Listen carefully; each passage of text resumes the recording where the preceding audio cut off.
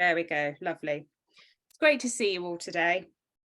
So we're here today to talk about wildlife in churchyards.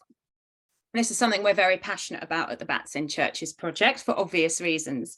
So firstly, a little bit about us. I'm Kathy, I'm Communications Officer here at the Bats in Churches project. Bats in Churches is a partnership made up of Bat Conservation Trust, Natural England, the Church of England, Historic England, and the Churches Conservation Trust. We're funded by the National Lottery Heritage Fund, and we're a 5-year project, and we're actually coming to an end this year. So this is our final season of live events.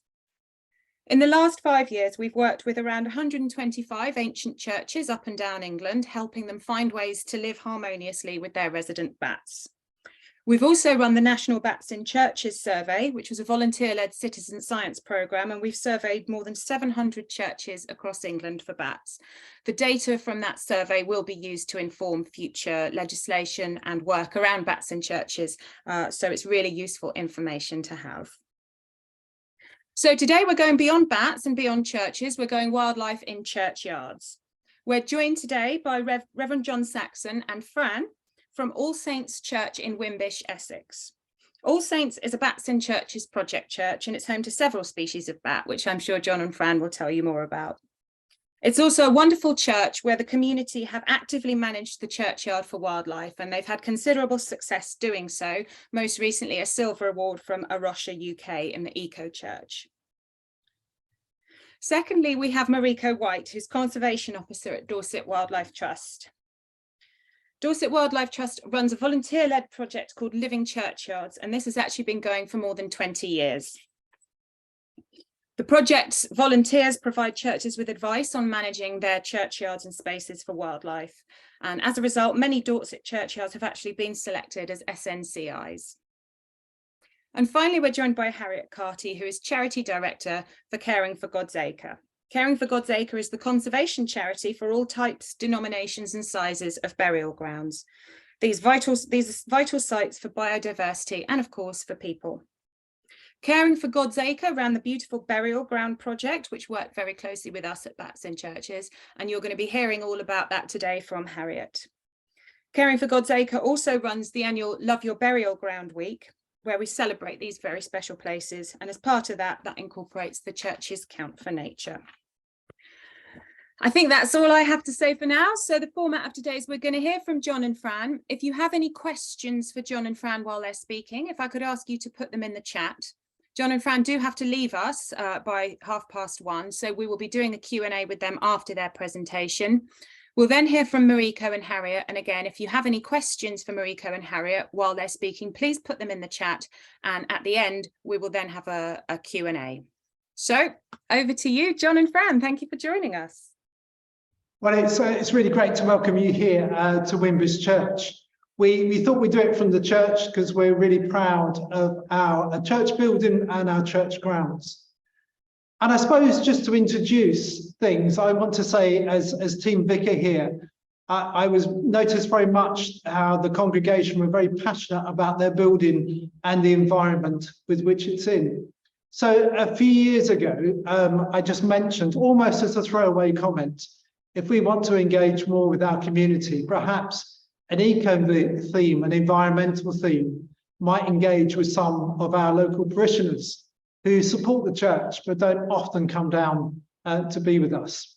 And I'm really pleased to say Fran particularly took that as a challenge, and with a small group of people have developed our interest in the eco theme. And I'm really proud to say that we've got this Silver Eco Award, and it's very much thanks to Fran and her team. So I'm going to let Fran do a bit of talking now and explain some of our story. Hello, everybody. It's good to be here, and a good way for us to celebrate again what we've done through our church. We thought it would be useful just to feel where we are. We're in northwest Essex. The building is a flint and stone church of early 12th century origin, so we're a Grade 1 listed building. We sit in the middle of farmland. We can see a couple of houses, but the rest is just fields and trees and loveliness. We've got quite a lot of interesting things in the church. particularly historic things, we have a memorial brass, which is dated to 1347, Sir John de Wotton and his wife Ellen, which is very special. We've also got some rood screens behind us, which again are very interesting and historic. We don't have a tower any longer, but we do have 3 bells, and they are also of interest, and that's probably for another time. So we've done lots of work with bats in churches because we have a colony or several colonies of bats. We've got 6 bats, common pipistrelle, soprano, natterer's bat, a brown long-eared bat, a serotonin bat, and a barbastelle bat. I think the last one is quite rare and special, isn't it? In our, and I suppose some of the things we've been doing to engage with our community, we've held one bat walk evening where we had the local bat group come give a talk, did a barbecue, but then we spent the dusk hours with bat detectors, seeing the bats flying around in our churchyard, and that really engaged with our community.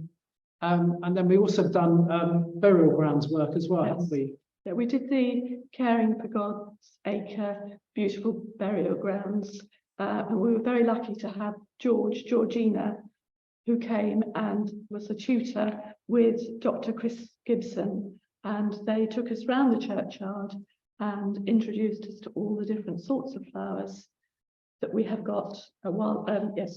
Nature we've got there. We also talked to them about which areas we would have in the future as no-mow areas, and Chris particularly was very keen to point out, the aspect is important, the geology is important, the mowing regime is important. So if we go outside later, we'll hopefully show you the 2 bits we've earmarked to leave, and let's see what arrives. But that was really successful, and we will be doing the Count on Nature later in June, because we have a flower festival which coincides with that same week, which will be something we can have as an activity for people to enjoy and participate in. And I think the other thing that's really happened over the last few years is the whole of the life of the church, the worshipping life of the church even, embraces and rejoices and celebrates this beautiful place that the building and the grounds as well. The Flower Festival is one example of that, and it's, if I get it right, it's bats, bells, brasses and bees, because for our silver award we've got a connection with Bees Abroad, so we're going to have bee demonstrations and what have you at our Flower Festival as well. But later on in the summer, we're doing a quiet afternoon, which will have an eco theme, and Susan Sayers is coming to lead that for us, if you've heard of her. And we're doing a Lammas service, which celebrates the first crops. And we're going to do another bat walk later on in the September term. And just to show how it engages with the community, the day before our bat walk evening, had somebody phone the rectory saying, my 3-year-old daughter loves bats. Can my 3-year-old daughter come to our bat evening? So if you get the message out there and you celebrate your life, wildlife, you will engage with your community. And just about David Cork and the moss, yes. Do you want to say that? We have somebody in the village who's an expert, and he will bring his bat machine, for want of a better word, and collect the moss the previous evening, and then be able to show everybody what he's caught. When he did that before, what was quite interesting, he didn't get as many moths as he thought, because part of our churchyard was planted in the early 1900s by one of the vicars, who was very keen on trees, but the trees aren't native. And David felt that the reason for the lack of moss was because the trees aren't native trees. So we're trying that again and see if that is the case.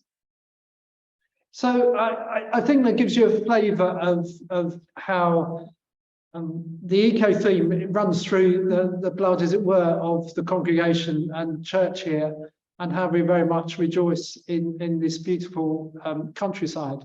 I can possibly, it's up to you, Kathy, if you want to take questions, or should we try and see if I can take a few pictures of outside and show you that?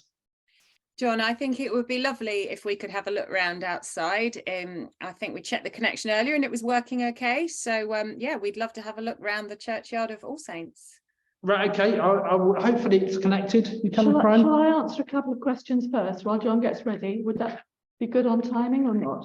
If anybody has any questions for John and Fran, then do pop them in the chat and we can take questions. I just want to reflect a bit on that lovely story about your 3-year-old member of the community wanting to come and join. And I think that really does demonstrate that churches embracing their wildlife is good for biodiversity, but it's good for people as well, because it attracts a new audience to the church.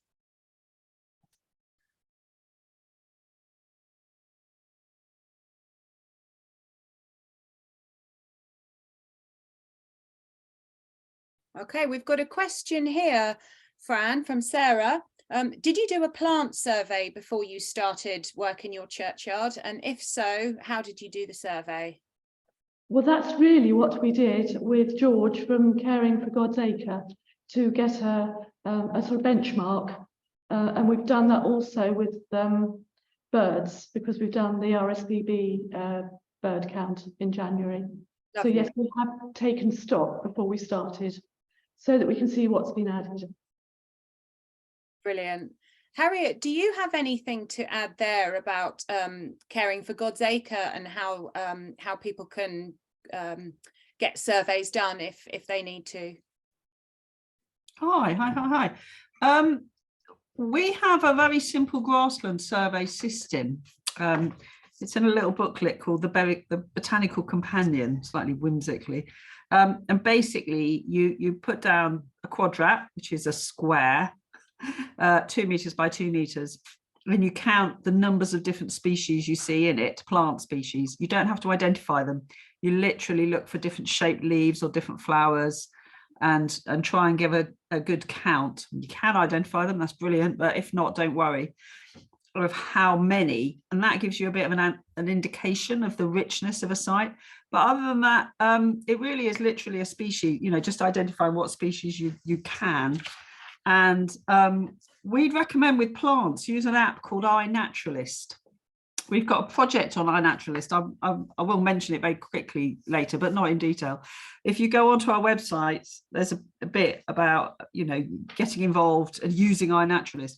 Because with iNaturalist, you take a photo, and the photo, with some terribly clever algorithm, suggests a few plants to you that helps you identify it. And also, because there's a photo, it's much easier for it to be verified by experts and go through into the system.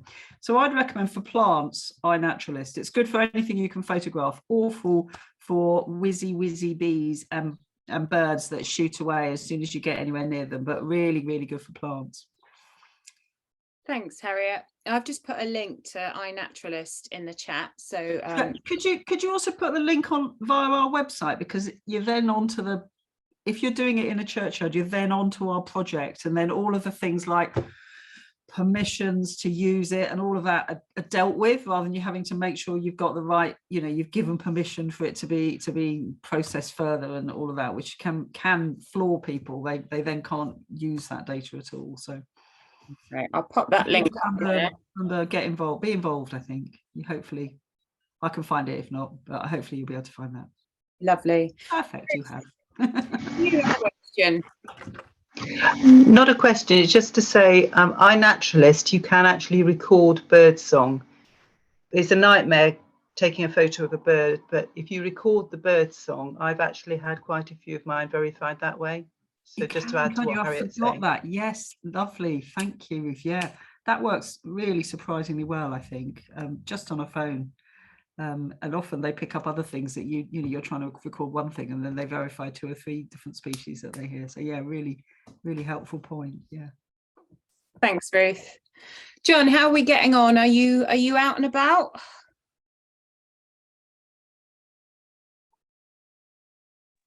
Can you hear me now then? Yeah, we can hear you. Good. Well, we got a dust cart picking up local. It's the only two houses that are local to us. But I'm standing at the back end, the south side of the church. And the green shed you can see in front of us is our compostable toilet. So if you're more of a rural church, I would definitely recommend considering putting in a compostable system of toilets rather than one of the flashing ones. That's great for eco themes. And as I gently scan around the churchyard, you can see probably some non-native trees around if you're good at spotting trees, some different sections of cow parsley and alder nettles and things for the wildlife.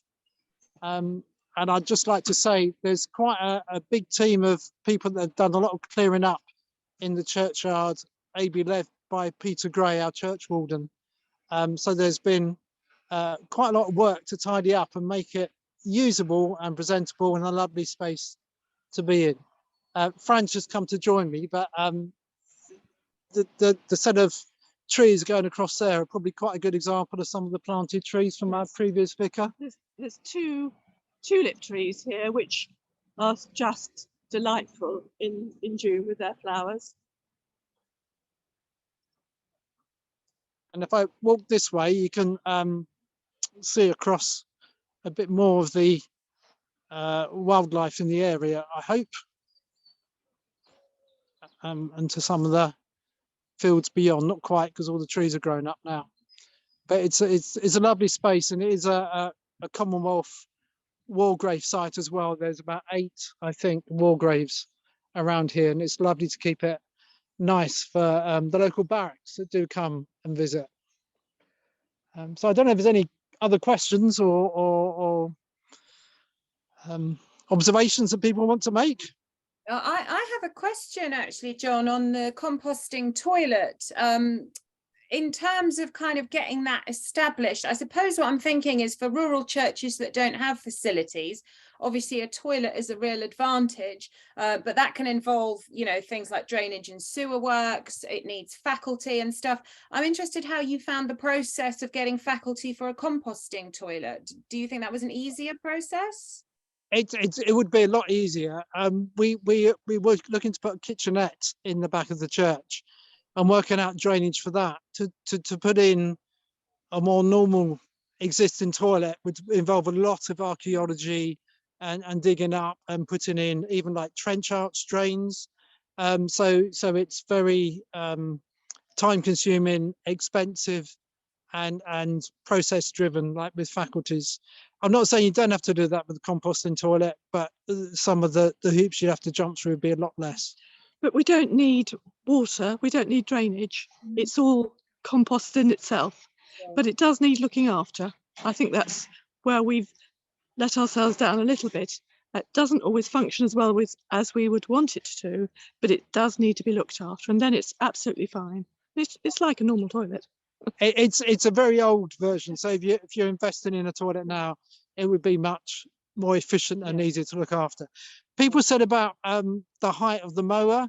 Yes, and which of the areas you're going to let grow long as well. I don't know if you can take those two questions together, John. I think we can see an edge there of. Yeah, I was going to say, it's obviously to the south of the church.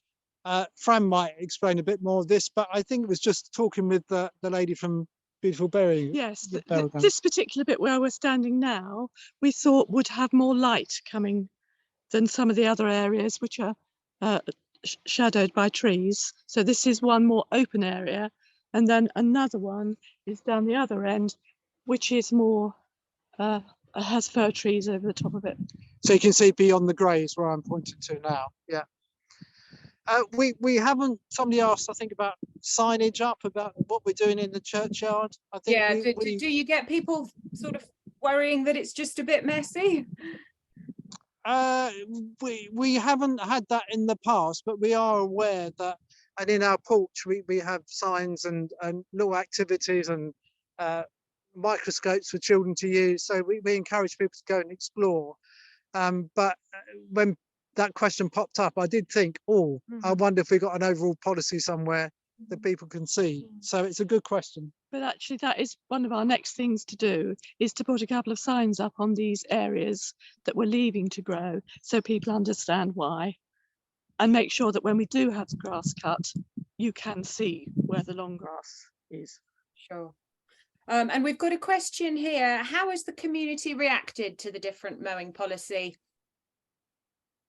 Well, like I say, I think there's quite a lot of enthusiasm from wildlife, from the people we have contact with. I would say you've got to choose your spot carefully with the families that are local. I do know if we turn back this way, just on the edge over there of the longer cow parsley is a site that's recently been used by a very local family. I think they would understand very much and wouldn't object to it, but it's something you have to be wary of. Think carefully and involve people in making those decisions, I would say. Particularly around the graves, because we've had one or two people who felt that their grave was unloved. But actually George from Caring for God's Acre explained that actually it would have been like that in Victorian times years ago. So we've tried to sell that, and I think we're winning. Yeah. Wonderful. Well, it looks wonderful out there, and I think also kind of another point that I want to reflect on here is your mention of the connecting habitat, and this really does demonstrate why churchyards can be such important sites for wildlife, particularly wildlife like bats. They generally connect to other habitat, and they can kind of form parts of corridors that allow species to cover a broader range. And I think you've made that point really well by showing us the connecting habitat around the church, and kind of, you know, the important part it plays in keeping the local ecosystem healthy. We also all know that bats are indicator species, so if you have bats, that's an indication that you have a very healthy ecosystem. So, you know, that's another argument that if you have bats, that's a good sign. Yeah, that's great. I think the other thing to consider is how you look after the church, is how you can use it. My other church in Debden, we're deliberately keeping a space outside of the west door so that we can use it for some of the things, you know, when we want to meet and gather. And I think considering that's important, so we don't trample everywhere and spoil wildlife. And we're just walking around to the front of our church, which is just as beautiful. And we can show you our lovely open space at the front, which is, oh look, wildlife in the corner. Just to show, where's he gone? There was, oh, perhaps we've got a rabbit hole, but there we go. I don't know if you can see down there. Can you see him moving? Can't. Have they heard the jackdaw? Oh, look, there is a rabbit down there, just disappeared down a hole. I didn't realise it was that close to the church building. We might have to investigate that. But we have a lovely space at the front of the church. And then the other thing is, in the eaves, we've had this for several years now. I don't know if you can see, is that a jackdaw's nest? Just under the eaves. I'm not sure you can see it, can you? Just Not about. particularly. Yeah. Around where the light is. Yeah. And there's usually some other birds scrabbling around just where I sit in church on a Sunday, which is quite interesting and distracting, but there we go. Cohabiting species. So we've actually got live wildlife in churchyards for you today. Fantastic. Thank you so much, John and Fran. We're going to hand over to Mariko now, because I know that she has plenty to share with us. But just a huge thank you to both of you for taking the time. We really appreciate it, and it's been absolutely lovely having a sneak peek at All Saints Wimbish. So good luck with your back walks and your future endeavours, and thank you once again for joining us. Thank you. Thank you very much. Have a good meeting. Bye. Wonderful. Okay, Mariko, are you ready to join us? Yeah, absolutely. Fantastic. So I'm going to hand you over to Mariko, who is Conservation Officer at Dorset Wildlife Trust, and she's going to tell you about the Trust's Living Churchyard project. Yeah, so thank you very much. It's brilliant to be able to come and speak to you today, and wonderful to hear about what's going on at All Saints Wimbish. And I think hopefully my talk will follow on quite nicely from that. sort of going into a bit more sort of detail at a county level of what churchyards can do for wildlife, really. So I'm the sort of staff lead on the Dorset Wildlife Trust Living Churchyards project. It's primarily a volunteer-led project now. So we don't spend a lot of staff time on it, but I'm there to support the volunteer coordinators who mainly run the project and liaise with the churches and do all of the sort of engagement work. So a bit about history of living churchyards projects in general. So the idea of churches as, you know, important refuges for wildlife really started coming to the fore in sort of the late 80s. So this was a sort of mission statement of the Living Churchyard and Cemetery project, which came out of the Arthur Rank Centre, which is an ecumenical charity which supports rural churches. Dorset's Living Churchyard project we launched in 1993, which I hadn't actually realised until I came to put this presentation together. So we're 30 years old this year, although the project itself has changed form quite a lot in that time. Although it's evolved and changed, the main focus has always been encouraging conservation-minded management and also providing information and support and enabling networking between churchyard managers. So we've always wanted to encourage churches to speak to each other, to learn from each other and share what they're doing. There's been various activities as part of the project over the years. So previously there's been an annual competition which ran for about 20 years actually, where churches entered and were judged on their management of the churchyard and how much they'd improved over the past year and various other categories. There's also, you see a picture there of the many newsletters that the project's produced. Although we don't produce a newsletter currently, it's just not the resource for it, unfortunately. We've got a sort of whole back catalogue of newsletters which have a huge wealth of interesting and useful articles, which churchyards are still finding very helpful today. There's also been various seminars organised, churchyard tours, conferences, and one of the main things that we focus on now is advisory visits, training and resources. So trying to support churches to do what they want to do. We've had over 150 churches taking part at some point over the last 30 years, which is a fantastic number. And we're hoping to continue to engage more. So why churchyards?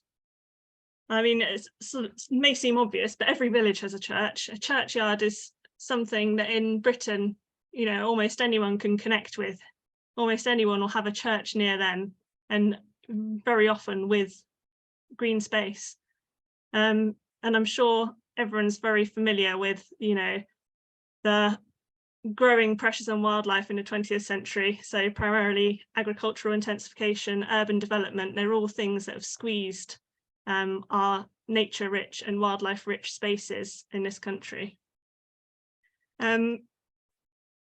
Churchyards, we know, are a vital part of the network of wildlife-rich spaces remaining in rural and urban areas. If you look at the top image there, that is a church in an urban area of Poole, which is part of the Poole Bournemouth conurbation. So a very big urban area, and you can see that churchyard in the centre of the picture is pretty much the largest area of green space there is in that area. We've got Poole Hospital just to the southwest there, and otherwise lots of houses, some of which have gardens, but relatively small gardens. So they're oases and stepping stones for wildlife in urban areas and also in the rural areas. So in rural areas, agricultural intensification has really affected what space is available for wildlife. Bigger fields, fewer hedgerows, more intensively managed grasslands, more croplands, really reduced what space wildlife can use and move around in those areas.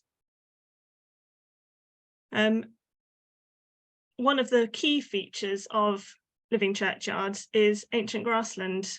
So this is one of Dorset Wildlife Trust's sort of primary interests in identifying these species-rich habitats. So they host or support a huge diversity of plant species, which are really important for a whole range of animals, insects, and wildlife in general.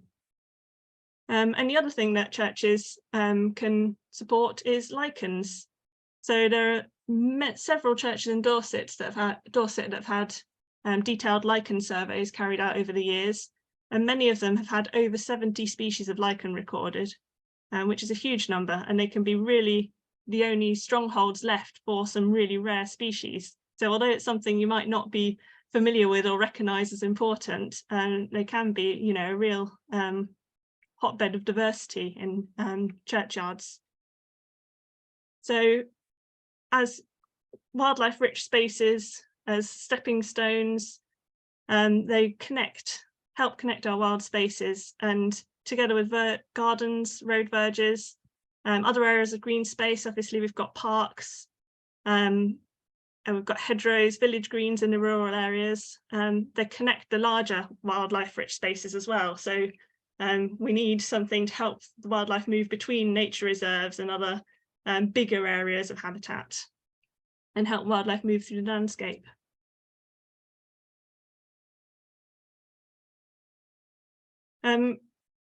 Locally, grassland is one of the key features of many churchyards. And I mentioned the importance of species-rich grassland, and to sort of put that in context, in Dorset, around 75% of Dorset's land is farmed, but there's been a significant change in how the land is used over the past 80 years. So this is some statistics taken from a study which was done in 2019, but you can see the extent of change in other habitats and in important grasslands to agriculturally improved grassland.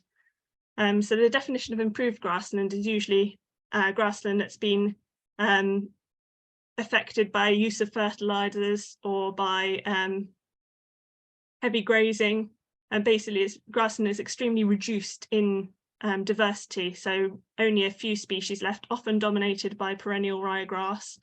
They're often quite rich in terms of nutrients. They're fertilized in order to encourage heavy grass growth, which provides lots of feed for animals, but it really suppresses all the wildflowers that could be otherwise present in those areas. So 31% of arable land in Dorset converted to improved grassland, 64% of neutral grassland, so that's unimproved grassland, which is species rich, converted to improved ryegrass dominated grassland, 47% of calcareous grassland, and 50% of acid grassland in Dorset.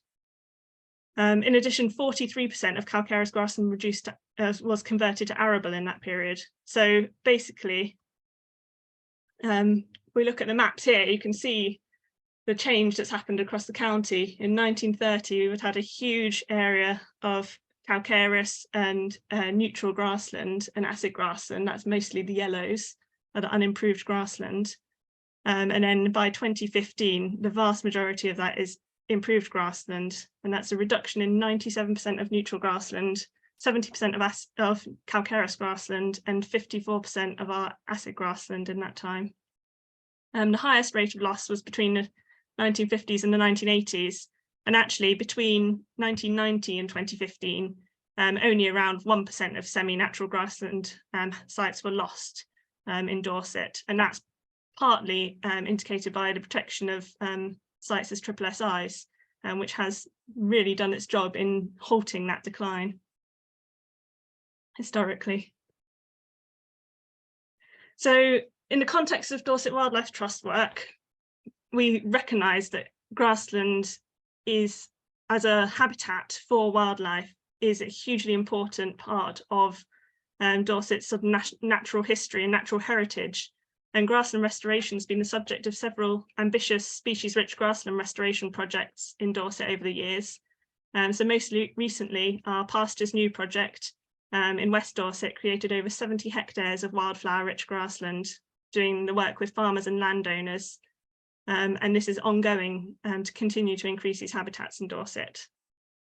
So long established unimproved grassland is hugely important for its botanical diversity. Harriet mentioned earlier about counting the number of species in the quadrat. So on a species-rich calcareous grassland site, you might find up to 40 species per square metre in a quadrat, which is a huge diversity compared with a typical ryegrass pasture, which could only have one species present. So as well as the botanical interest, obviously grasslands support a huge range of other life. So insect life is the obvious one. Insect numbers have crashed. Flying insect abundance in Britain is down by 60% in the last 20 years. And we know that insects support birds, hedgehogs, and all sorts of other wildlife, as well as providing pollination services. So we've got some examples there of insects using flower-rich habitats. And especially with moths and butterflies, many of the species are dependent on specific food plants as well for their caterpillars in order to be able to breed and reproduce. The other thing I wanted to show you quickly was this video, which I hope will play. So I'm not sure if you can see that clearly, but in the video there, you can see lots of tiny little black dots zooming around just above the surface of the grass. So that's an ashy mining bee nesting aggregation. So they're a solitary mining bee, and churchyards can provide amazing habitats for these. It's not only nectar and pollen that insects need, it's nesting habitat and breeding habitat. And for this species, short turf is really important in sunny locations in order to provide suitable nesting conditions. And the other key interest on improved grasslands are grassland fungi. So they're indicators of undisturbed soils and great store of soil carbon, all of which adds to why churchyards and their grasslands in particular are important. In Dorset, there are just over 480 churches, and about a quarter of those have been a participant in the Living Churchyard project over the last 30 years. 25% of these are urban, which reflects sort of the Dorset's landscape. The majority of the urban churches within Bournemouth, Christchurch and Poole to the east, but also some within Weymouth and Dorchester in our other larger towns. They're not all just churches as well. So we do have participants in the project, including redundant churches, managed by the Churches Conservation Trust, a few cemeteries managed by town councils, and also a synagogue community in Bournemouth who have just reached out to us, and we hope we might be able to work with in the future. So not all the churches mapped here are active in the project. Some are just at the beginning of their journey. Many have had advice from us in the past and are not necessarily sort of actively engaged with the project, but getting on with their own thing. And that's basically what we're here to support. There are 4 locations marked with an orange cross as well on the map, and those are our SNCIs. So there are 4 churchyards in Dorset selected as sites of nature conservation interest for their species-rich grassland, and it's likely many more would qualify for selection if they were surveyed fully. Just because this is a Bats in Churches talk, I just want to touch quickly on bats in Dorset churches. Again, like the churches that take part in the project, very widespread across the county of churches with bat records. We've recently added some new records with a bat survey at Piddlehinton Church, which has a fantastic new Living Churchyards team who are keen to develop their project. Recently, they've had a bat box making session and also this bat survey, which villagers were invited to, and about 20 came along to find out more about the bats. And one of the things that the project in particular helps with is churches getting into contact with local specialists who might be able to help with some of the more detailed surveys, so things like bats, lichens, grassland fungi and invertebrates, insects especially. We've got sort of 10 main points of grassland management, churchyard management that we generally recommend. So this is the sort of basics for everything that we recommend that churches consider when churchyards consider when looking at thinking or changing or reviewing the management of their churchyards to improve things for wildlife. Grassland management is one of the key areas, and long grass, short grass, just as they showed us in Wimbish, is really important to provide a range of different habitats. Hedges, shrubs, gravestones, walls and stonework are sort of the other features that we recommend get looked at. And then there's a range of other habitats as well that can be considered. So things like compost heaps, deadwood piles, bat boxes, bird boxes, bee hotels, hedgehog homes. They're all things that can add to what a church is offering to wildlife. And then we've got water sources. And then one of the key, or the two sort of key aspects of working with a churchyard, as lots of you have shown by your questions earlier that you're very much aware of, is information about the project, sharing what's being done, and involving the community. So I've got a couple of examples here of churches in Dorset which are part of the Living Churchyard project. So this is St Mary, Bedminster. This is a church that's been a part of the project since the very early days, and a frequent winner of the competition when that was being run.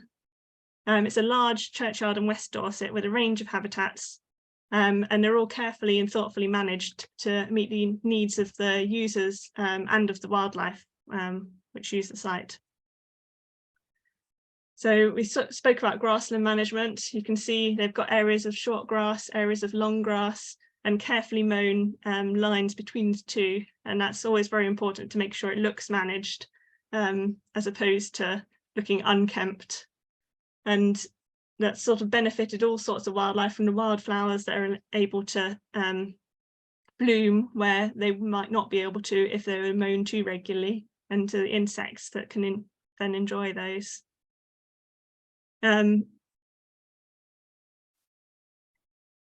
Other habitat features they've implemented in their churchyard over the years. So some fantastic big compost bins. So they keep any management in the churchyard, they keep all the material on site. It's somewhere for the cut grass to go, and then compost down, and that provides habitat. Things like suitable sites for breeding grass snakes. Grass snakes love compost bins, and you'll get things like slow worms and all sorts of other insects as well, using compost where they break down vegetable matter. Also got some bird boxes and bat boxes up in the churchyard, and a lovely log pile. And you can see in front of the log pile there's a sign as well explaining what it is and why it's there. They've got a great diversity of native wildflowers, so they're making the most of what they've got and managing the grassland areas to benefit these. But it's also a great example of a churchyard which isn't all native. You know, it doesn't need to be completely wild. There's nothing wrong with having garden plants or, you know, more formal planted areas, but it's great to choose wildlife friendly options, non-invasive species that aren't going to cause a problem in the wider countryside, and things that will, you know, provide lots of resources, seeds and flowers for wildlife to enjoy as well. And then the sort of final aspect, you can see some signage up in the churchyard, up in the church, sorry, which explains all sorts of aspects of what has been done, examples of the flowers and identification of flowers that are present. And over the years, there's been many different things tried. So St Mary's Bedminster is a really great example of you don't need to make your plan and stick with it. There's no right way to do things. So they've done all sorts of things, including creating a hay meadow, mowing a maze. They've used the garden area for growing and engaging the community. So school children grew wheat for making Easter bread one year. They've grown pumpkins for Halloween, hemp to connect with the history of the site, and a herb garden to show the monastic past of the church. So there's absolutely no harm in trying things, seeing what works, and learning and adapting in future years. second example in Dorset is Beer Regis, which is a church in East Dorset in a village. It's a good example of a fairly typical church in Dorset, with grassland with a fair amount of flowering plants, which have benefited over the years from sensitive management. You can see the long grass area in the centre there. The shortcut grassland at Beer Regis in particular is very herb rich, all sorts of plants growing there, and they've had one southern marsh orchid over the years, but orchids can be very unpredictable and you never know when more will pop up, but that's only been able to flower because it was allowed to grow. And here they've also tried using annual seed mixes. So this is often what people imagine when they think of wildflowers, but more colourful species tend to be species of bare ground and not typical grassland species. There's no harm in sowing such mixes, but they give a lovely burst of colour, can be great for pollinators, but it's important to make sure you've assessed what you've got already, and you're not going to be digging up and sowing an area that's already got a lot of native species there. And the St Bees Bee Hotel at Beer Regis, so it's a tiny model of the church. You can see in the foreground on the left-hand side that it's been well used by insects. Bee hotels can be more for people than bees, and we can do a lot by ensuring lots of natural nesting sites, but it is great fun and great for engaging the community and children and helping people understand the purpose of the management. And finally, Beer Regis has got more signage in the church.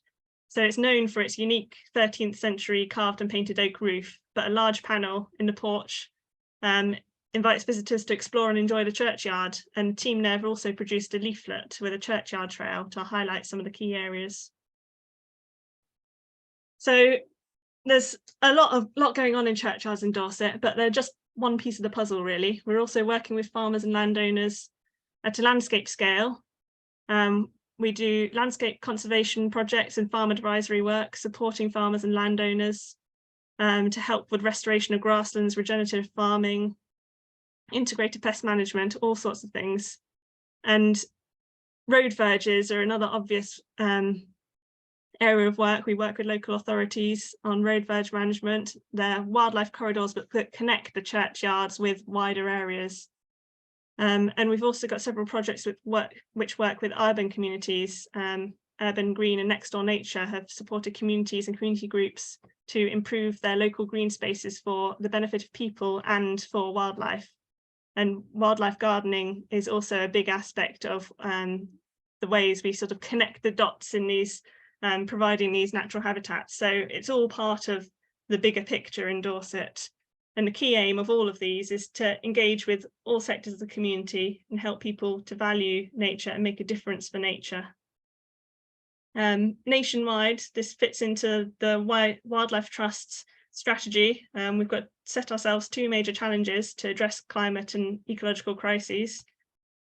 And these targets really are more space for nature. We want to see 30% of land and sea managed for nature by 2030. And we also want to help 1 in 4 people take action for nature. And communities engaging with their churchyards is all contributing to that. So what next for the Living Churchyards project? We've had different approaches over the years, and we're working with a range of proactive communities. The core message that we always emphasise is that you don't need to feel daunted and feel you have to do everything. We're there to help. We try and help communities overcome challenges and help churches help each other too. And everyone can do a bit. There's no need to do everything. If a long meadow area doesn't suit a churchyard and its users, then there are other things that can be done to still improve things for wildlife. So things went a little bit quiet, as with many things over the pandemic, with the Living Churchyards project, but we're currently working to develop it and engage more churches again. We're always looking for volunteers as well to help manage the project. As I said at the beginning, it's all volunteer led. So do get in touch if you're in Dorset and interested in helping out. And that's it. Are there any questions? Thank you, Mariko. That was fantastic.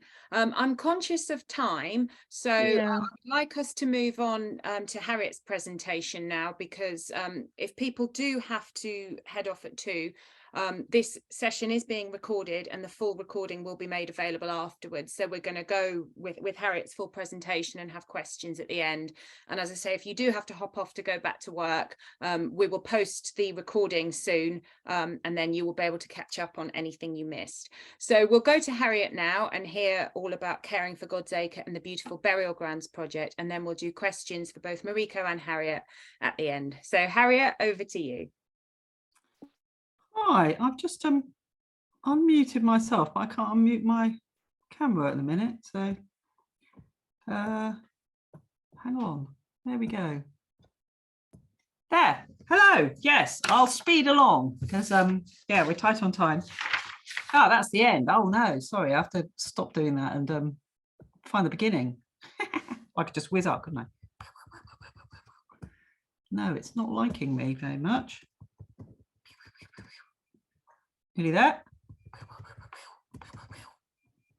Couple more. Yeah, there we go.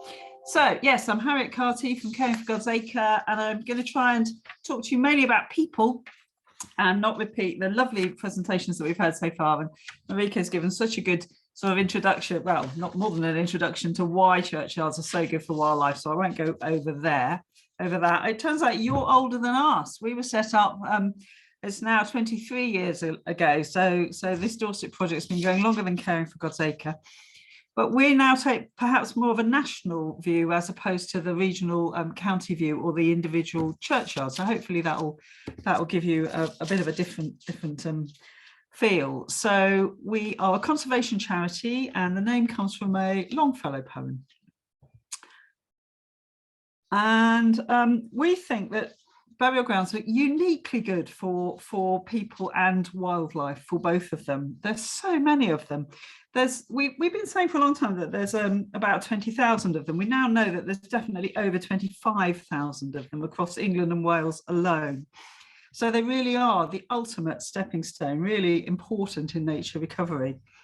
That's equivalent to about the size of Exmoor National Park. So if everybody in every burial ground does some little action, it really will be something very, very special. And I know that an awful lot of you already are. And as Mariko has said, it can be something very small or something very large. Just depends on who's there, who's interested, and how your local community feel.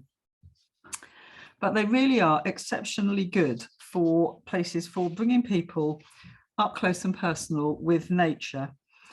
And I think that's a really important point, because a lot of people aren't very familiar with the countryside. They might feel that they don't know how to read a map. They might trespass inadvertently and get told off. They might not have the right clothes for going out. You know, they might feel uncomfortable being far away from a loo, all sorts of things. As well as people who really value the fact that they're very accessible sites, usually fully accessible with full disabled access. They have benches, they may have a designated parking space. A great many ways in which these are the absolute perfect way for bringing people up really close and personal with nature.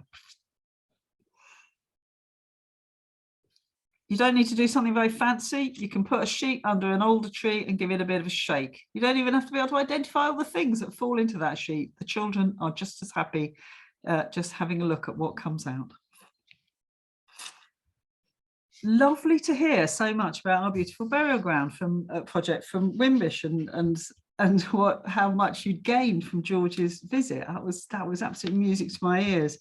So the Beautiful Burial Ground project has run very much in parallel with Bats in Churches. We were developing the two projects at the same time, both with lottery funding, and the lottery put us in touch with each other and said, you know, I think you should chat, which indeed we did, and have been very much in contact ever since, because they do dovetail together so well. And our project was 4 years. It extended a bit with lockdown, but it's now just ended. So they as a funded project, but we're absolutely going to keep going with the concept and the work in other ways. And we set out to run events ourselves, like the one that we heard about in Wimbish that George ran, and also encourage people to run their own events. And we had sort of what we thought were quite brave targets for how many events would take place. And we absolutely blew them out of the water. We were astonished at the interest. So over those 4.5 years, over 1,000 events took place, either organised by us, over 100 were organised by ourselves directly. So most of those were organised by other people, using our resources, letting us know about what they'd done, getting involved with Churches Count on Nature, for example. That engaged, we're estimating now because we're drawing on evaluation and then extrapolating up numbers, but we do seriously think that 18,000 is quite a conservative estimate of the number of people who've got involved with this project and done some sort of exploration, learning, recording within churchyards or cemeteries or chapel yards, generating about 90,000 new biological records. So we've been actually quite amazed at the level of interest. This little infographic came from our evaluation. I think also, as well as organised events, it's really important to stress what important places they are just for taking a bit of time out.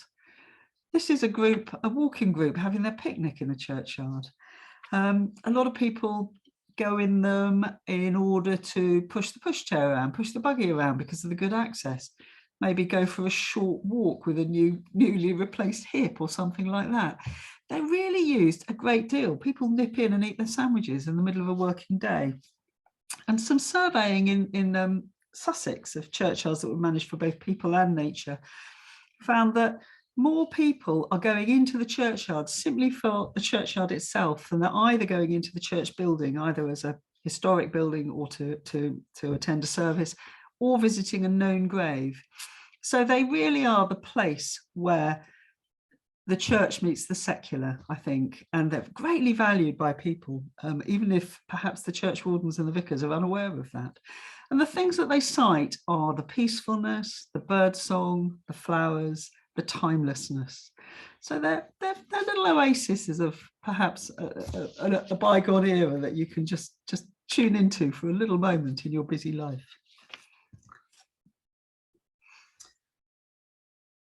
So yes, as has been said, we run Love Your Burial Ground Week. This is a week we've been running for a long time. It was called Cherishing Churchyards Week for a while, and then we had cemetery friends going, oh, can we join in, please? So we thought, well, okay, we'll change the name to make it a bit more obvious that we want everybody to join in.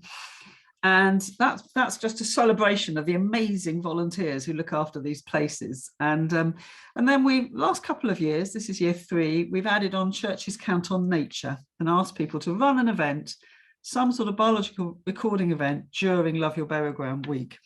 This is a partnership with ourselves, the Church of England, Church in Wales, and also a Rocha who run Acre Church. Please get involved. Please get involved.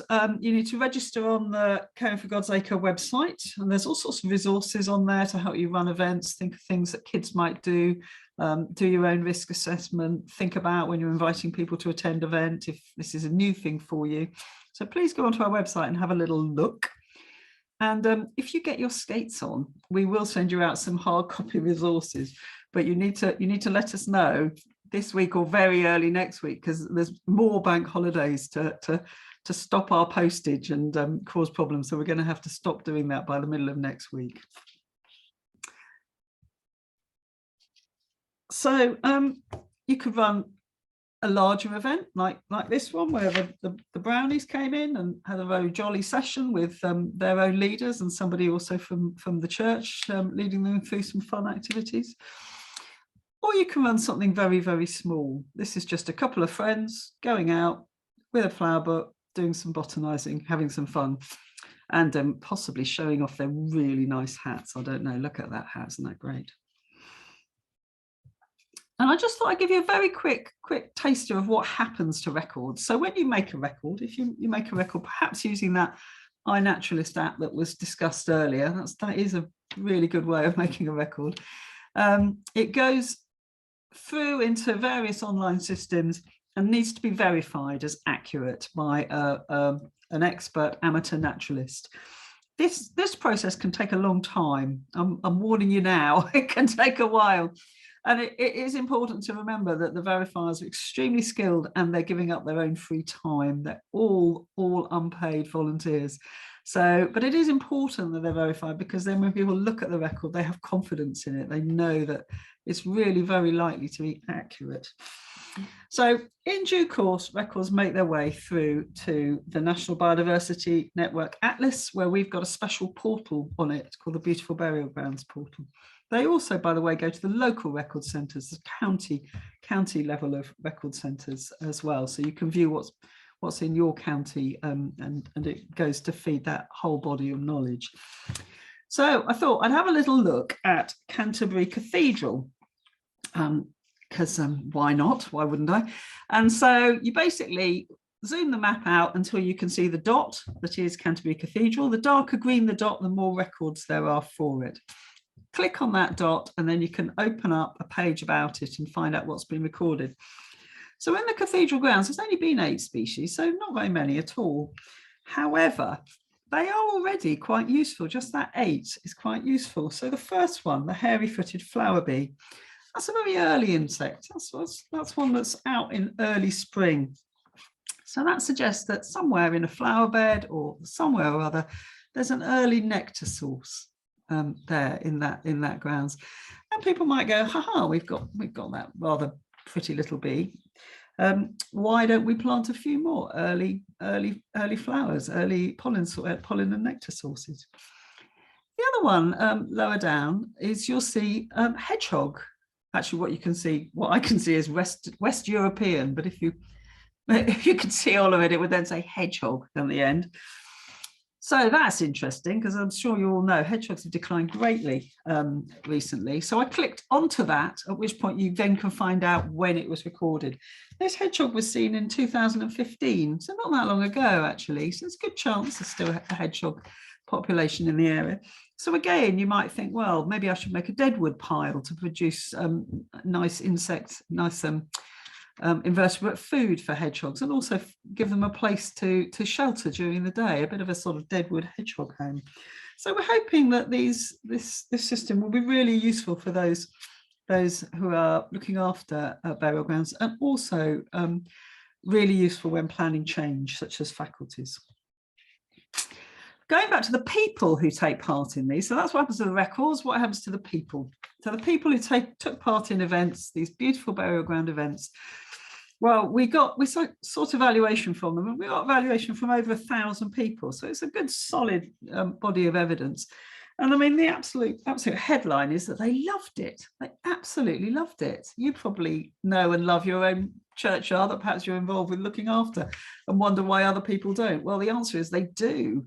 Over 90% of the people loved the activity that they took part in and wanted to do more of the same. 75 of those were new to that activity. A great many of them were new to that site. So if you are hoping to engage more in volunteers, this is a good way of doing so. And then 59 were interested in volunteering, 21 undecided, so you can work on them. I have to say, they were asked at the end of a really lovely event, and whether they'd be quite so keen on volunteering on some sort of cold January afternoon, I can't promise. But that's a good high percentage. You're likely to get 1 or 2, or more volunteers that stick with you. And also, when you're getting people to look at wildlife in a place like this, that's so easy to get to, so on their doorstep, it's like dropping a pebble into a pool. You never know where the ripples are going to go. And I do feel that those 2 Boy Scouts there look exactly like they're going to grow up into those entomologists up above who've got a moth trap and have been looking at extremely rare and difficult to identify flies in Shrewsbury Cemetery. So we really are creating the naturalists of the future. So that's me.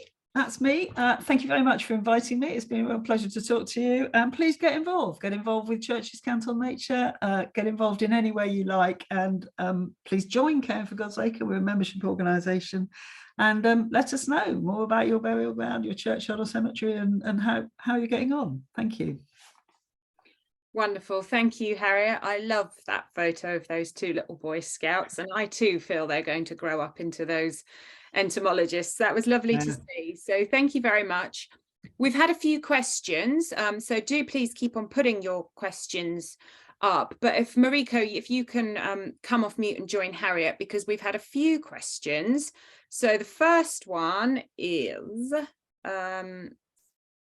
regarding short turf. What height is short turf? Do you have a specific measure? Not really. I mean, so anything sort of from sort of, you know, a few centimeters to sort of 10 centimeters or so could count as short turf. So we're talking cutting to the level that allows shorter wildflower species to flower. So things like self-heal and obviously daisies are a very obvious common one, and lady's bedstraw, mouse ear hawkweed, things like that would still be able to flower in shorter turf. Whereas obviously some taller species like oxeye daisies, knapweed, those kind of things need to be allowed to grow tall before they'll flower. Brilliant, thank you. And the next question is, have other wildlife trusts taken up your model? Yes, so the Living Churchyards sort of project idea was taken on by quite a few wildlife trusts sort of in the early days, initially back in the early 90s.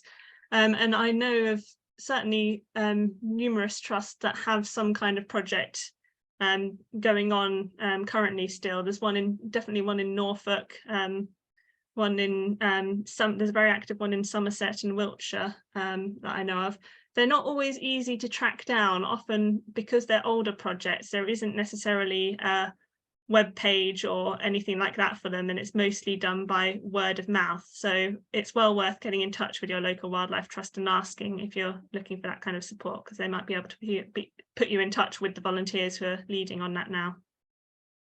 Brilliant, thank you. Yeah, I certainly know my local wildlife trust does have a Churchyards project, but it's not particularly highlighted on their website. So again, it's one of those things that you would need to know about. So definitely do encourage you to contact your local wildlife trust or contact Caring for God's Acre, you know, if you're interested in doing some work in your local churchyard. So we've got a question for you, Harriet, on records. How long does it take for iNaturalist records to get onto the NBN Beautiful Burial Grounds once they've reached research grade? Pretty quick. Once they've got there, it's getting to that point that's the problem. And that is the thing about iNaturalist. The fact that you've got a photo means they go through much quicker than, say, a species list, either on, well, a species list on iNaturalist we've now discovered without photos really doesn't go anywhere and needs moving over to iRecord. And it can take a long time on iRecord if none of the verifiers know the person who's made the records. They really don't know whether they know what they're looking at. And also if they're difficult groups, you know, some invertebrate groups are very difficult, fungi are very difficult from just a photo. So there's some groups that are quicker than others, but once they've made research grade, they should go through very quickly. I'm afraid I don't know exactly how long, but months, I would say. Brilliant. Thanks, Harriet. And we've had a follow-up from Ruth as well. My records are research grade, but not on NBN, even though I have an open license. Any advice? You could email my colleague Liam, and he could take up that particular question if they're the burial ground records with them, and ask what's happening and try and get back to you with some information. I do know they're doing they are doing a massive upgrade of the atlas at the moment, and that is slowing everything. We've had some new sites that we've had mapped that we're asking them to put up onto the system, and they're not going to be able to put them up until August. But if you were to email me, I'd just pass that on to Liam, and he could chase that up for you and ask that question. You can ask it yourself, but of course it might be quicker if we did. Brilliant, thank you, Harriet.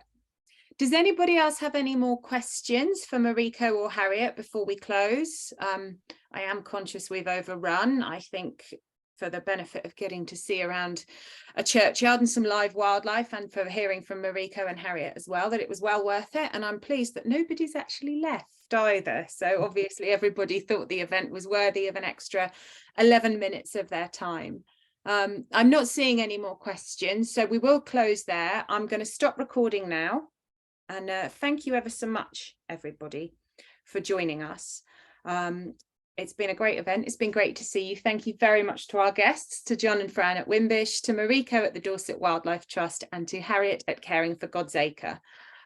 Please do stay in touch with us at Bats in Churches. We have 2 more live events coming up. Next week, we will be exploring the hidden heritage treasures of English churches. So if you are into heritage, you absolutely don't want to miss that one. And then our final event is going to be a wonderful Q&A with Peter Ross, who is the author of Steeplechasing Around Britain by Church. It's a new book. Peter's a wonderful author. He's an award-winning author. His previous book, A Tomb with a View, has won many prizes. So I'm really looking forward to that. So I hope as many of you as possible will join us. You can sign up for all of those events on the Bats in Churches website, which is batsinchurches.org.uk/events, and they are all free. So I look forward to hopefully seeing some of you next week for Heritage and Churches. Rob, thank you very much. Look forward to seeing you at Peter's event. And thanks ever so much, everybody, for coming.